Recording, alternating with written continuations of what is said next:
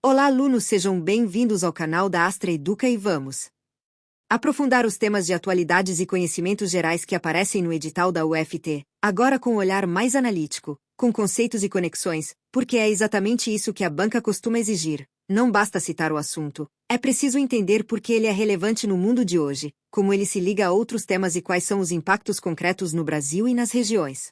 Quando falamos de conflitos sociais, pobreza, fome e direitos humanos, o ponto central é entender que esses fenômenos não são acidentes isolados, mas resultado de estruturas históricas e de escolhas políticas, econômicas e institucionais.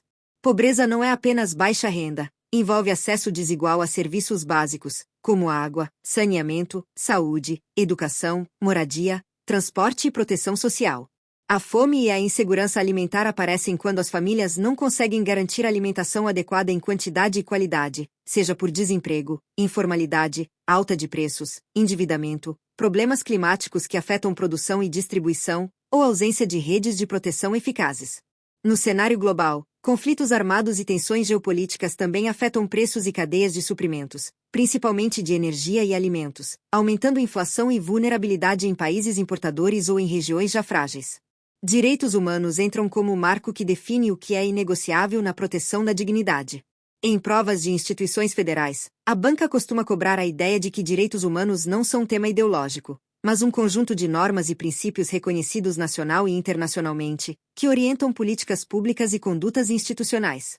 Isso se conecta à universidade pública porque acesso, permanência, combate à discriminação, integridade acadêmica e segurança institucional são dimensões de direitos. A UFT, como instituição pública, opera dentro dessa lógica. Políticas de assistência estudantil, acessibilidade, prevenção de violências, combate a assédio e racismo, proteção de dados e promoção de ambiente seguro e plural.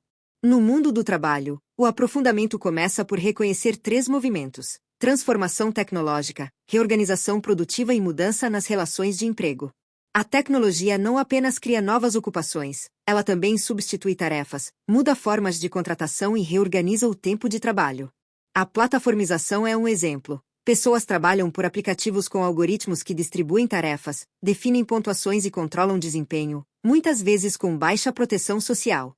Isso amplia a precarização quando há instabilidade de renda, ausência de direitos e alto risco de adoecimento. Ao mesmo tempo, existe demanda crescente por qualificação, especialmente em competências digitais e analíticas, mas também em competências humanas, como comunicação, trabalho em equipe e pensamento crítico. A banca pode cobrar aqui um ponto importante: empregabilidade não é apenas mérito individual, é resultado de estrutura econômica, investimento em ciência e tecnologia, infraestrutura e políticas públicas.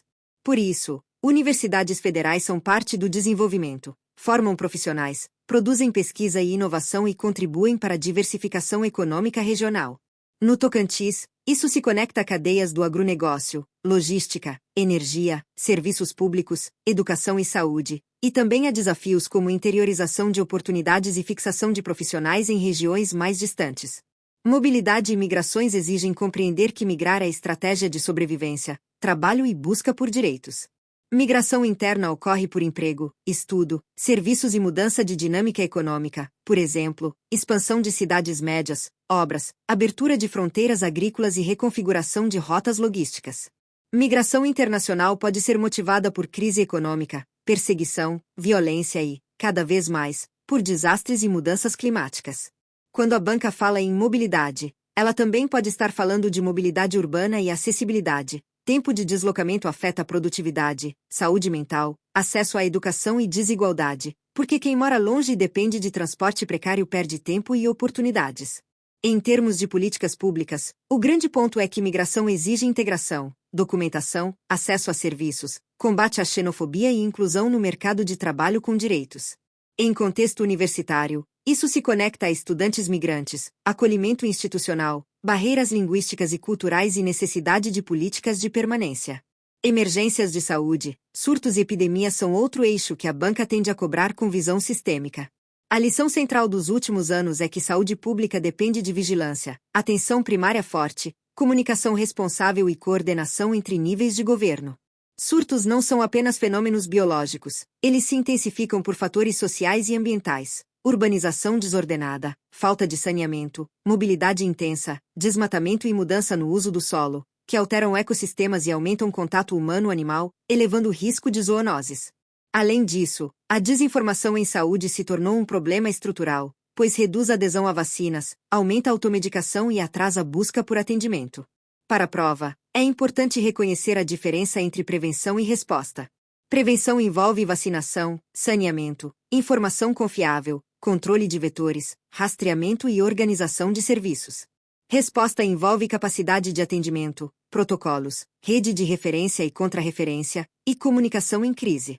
Em universidades, emergências de saúde se conectam à biossegurança em laboratórios, políticas de saúde estudantil, campanhas educativas e protocolos de continuidade de serviços e aulas quando necessário.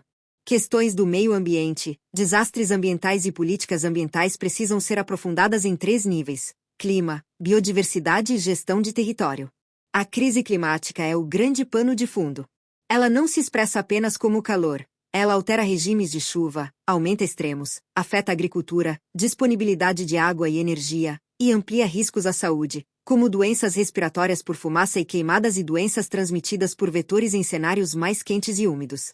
Desastres ambientais devem ser entendidos como socioambientais. O evento natural pode ocorrer, mas o impacto depende de vulnerabilidade, infraestrutura, ocupação do solo e capacidade de resposta do Estado.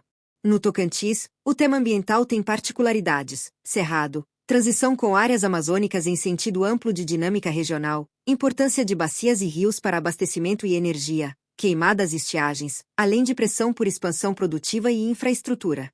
A banca pode cobrar a lógica de políticas ambientais: licenciamento, fiscalização, unidades de conservação, regularização fundiária, gestão hídrica e prevenção de incêndios. Também pode cobrar conceitos como mitigação e adaptação.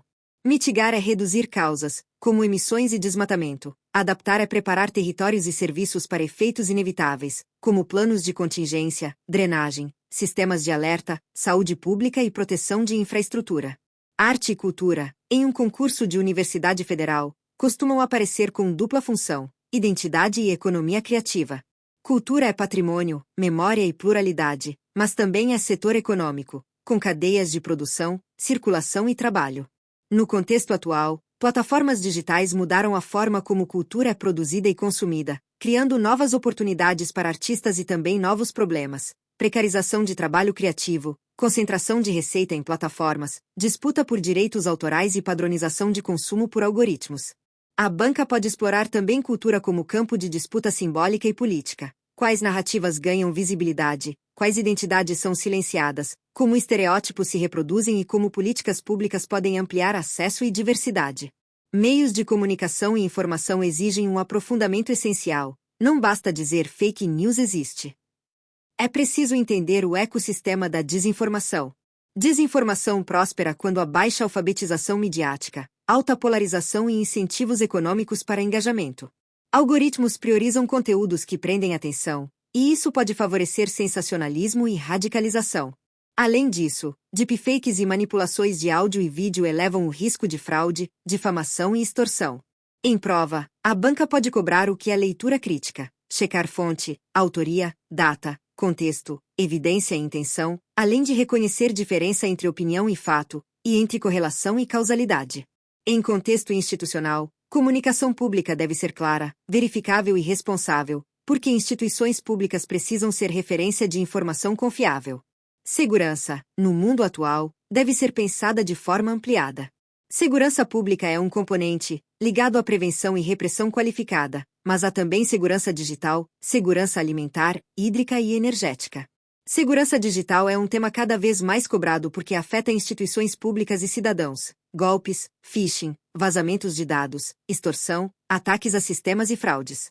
Em universidades, isso se conecta à proteção de dados de estudantes e servidores, à integridade de sistemas acadêmicos, à governança digital e à continuidade de serviços.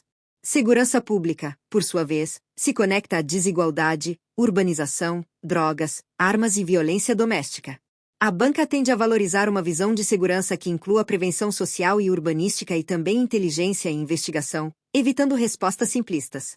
Economia, em atualidades, deve ser entendida como variável que atravessa todos os temas. Inflação, juros, Crescimento, desemprego e renda afetam pobreza, fome, saúde, violência e educação. Quando preços de alimentos e energia sobem, o impacto recai mais sobre os mais pobres, ampliando vulnerabilidade.